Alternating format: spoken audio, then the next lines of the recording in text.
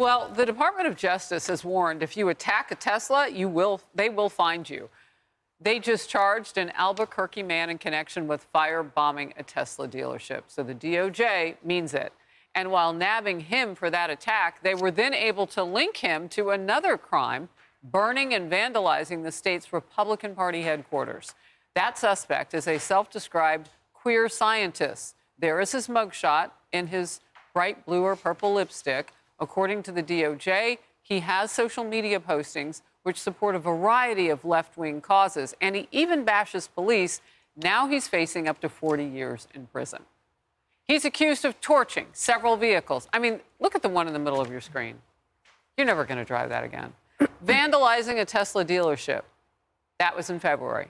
Graffiti spray painted on the building with words like "Die Elon" and "Die Tesla Nazi." Disgusting. Authorities then connected the dots to last month's attack on the New Mexico Republican Party's headquarters in Albuquerque. That building was also left vandalized with a message reading, "ICE equals the KKK." I mean, Lily, where are we right now? You know, as a business owner, I find this quite concerning. And as a public board director, we're now having to manage different layers of risk that we never thought that a corporation was going to be a target for political culture wars, and that's the reality that we are seeing.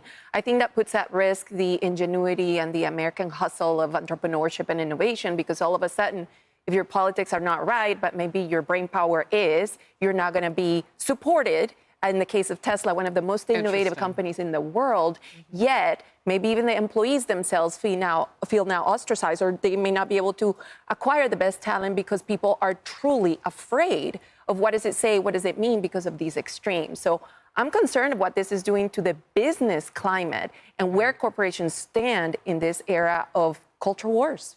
Look, everybody's got a lunch hour, I suppose. I don't know. We don't really get one in news. But if you're working a job, how do you have time to do this sort of thing and burn stuff down and make the threats and do all of that? I mean, have we made life too cushy? Well, I guess if it's almost your religion, you make time for it. Oh, wow. And this is a priority for some people. Yeah. I think people are looking for meaning in their lives. And unfortunately, in this case, a dirtbag loser like this decides that he's going to go commit felonies. And I think it's very important that people like this, and whoever it was who committed arson at the governor's mansion in Pennsylvania, you go down the list, all of these people need to have the book thrown at them. It feels like there's a ramping up of political violence, almost a normalization of it to some extent.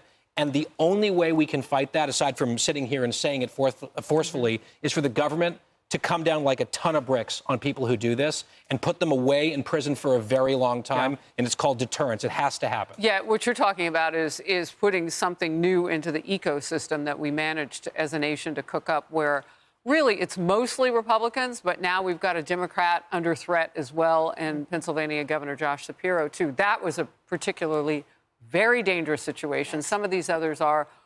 I mean, Kellyanne, we have to make a change. But this is involving more and more people almost every day. It is. We don't want it to become normalized as radicalization, particularly by the left online of people. But you're absolutely right, Guy. Governor Shapiro and his family in Pennsylvania, that was so horrific. And now this cutie in this beaut of a person in his mugshot in New Mexico. So he firebombs and attacks a New Mexico GOP headquarters as well. And the New Mexico Democratic Party comes out and mentions January 6th.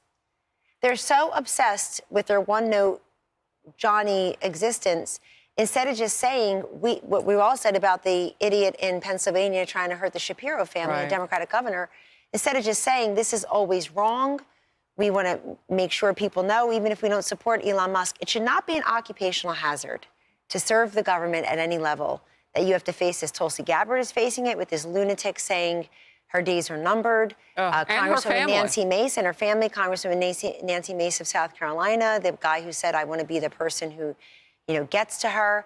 This is domestic terrorism. And she was attacked. She was actually attacked. I'm glad AG Bondi said what she said. I'm going to say it again. When I got to the White House in 2017, I had 24/7 Secret Service round the clock, and I had kids in the house ages 7, 8, 12, and 12 because these lunatics are everywhere. And I like the fact that we show them, we name them. And Pam Bondi said, this guy's facing 40 years. Wow. You know what, Kayleigh, there seems to be, and listening to you talk there, Kellyanne, I could hear it, there is a tie if Democrats are not careful. People aren't going to forget that you actually hitched your ride on the wagon of this hate. Yeah. And this suspect right now that they're looking at and could potentially tie two crimes like this together, that is the definition of domestic terrorists. If somebody's hurt in all of that, it takes it up even further. And we pray that no one else is. Already people have been injured in things like this. Yeah, but more could have been injured. They searched this guy's residence. They found 8 other incendiary devices. They found materials to create additional incendiary devices. They found a stencil that said ICE equals KKK, as you saw painted there. Yeah. Who has a stencil that says that? First of all, who made the stencil? That's what my head went to. That's crazy in and of itself. But when this guy, I think he wanted to get caught. I think he wanted his name to be said. I think he wanted to be glorified by some folks. He drove the same car to both incidences. He used the same incendiary devices in both incidences. And I'm sure he knew he was on camera. Teslas have cameras. Tesla facilities have cameras. The Republican headquarters had surveillance cameras, at least on the streets there. He wanted to be caught, and that is a sickness. And we must categorically condemn this. And I'm glad to see Bernie Sanders doing it and condemning Tesla attacks, Ro Khanna, and I'm glad to see Trump and J.D. Vance doing it with Shapiro.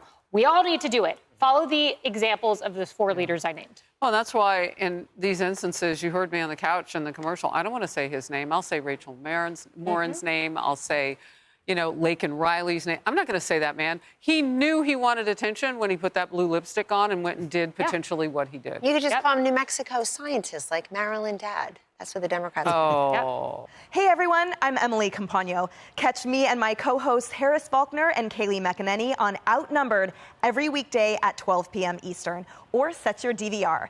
Also, don't forget to subscribe to the Fox News YouTube page for daily highlights.